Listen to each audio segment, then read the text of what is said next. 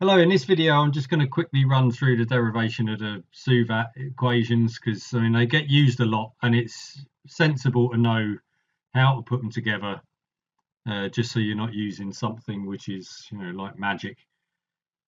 There's loads of different ways you can go about doing this, so I'm just going to take what seems like the most natural route all the way through it.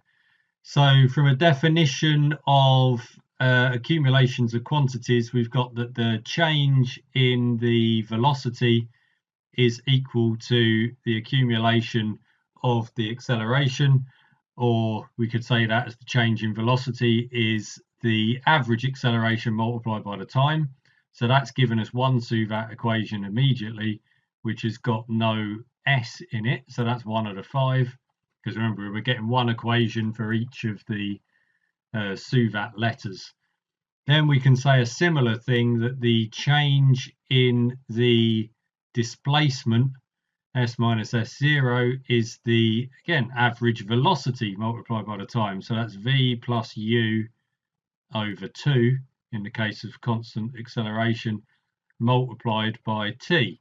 So that's our second SUVAT equation. This one's got no a in it.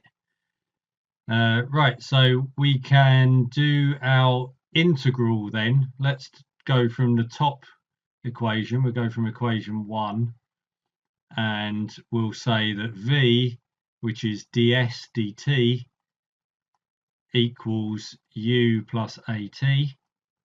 So the integral from s0 to s of ds is the integral from 0 to t of u plus at with respect to time.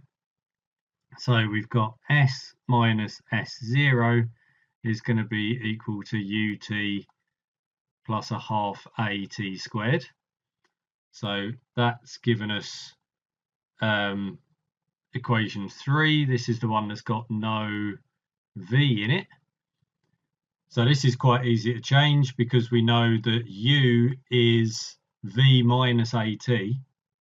So that is v minus at multiplied by t plus a half at squared. So we've now got that s minus s0 is equal to vt minus a half at squared. So that gives us equation 4, which has got no u in it.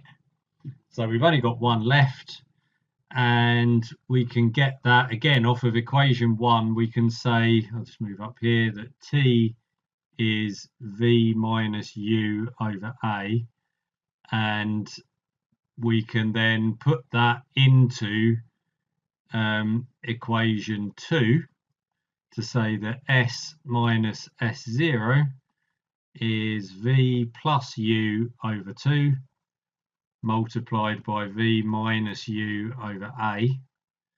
So just expanding all of this out, we've got 2a times s minus s0, I'm multiplying through by the denominators, is going to be v squared minus u squared. That's our fifth equation.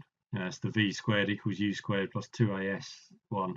So that's got no t in it. So that's our 5 equations that drop out really quickly. Not the most exciting video in the world, but it's useful to know where all of these come from. And it's a nice bit of practice as well, just sitting down and sort of doodling your way through the derivation of these 5 equations. And you might want to try doing it in different ways. Go for more of a calculus approach. Try to draw all these things out in graphical methods. We could draw these out. That's our straight line y equals mx plus c on a velocity time graph. That is an area of our velocity time graph because we've got an area of a trapezium there on the right hand side.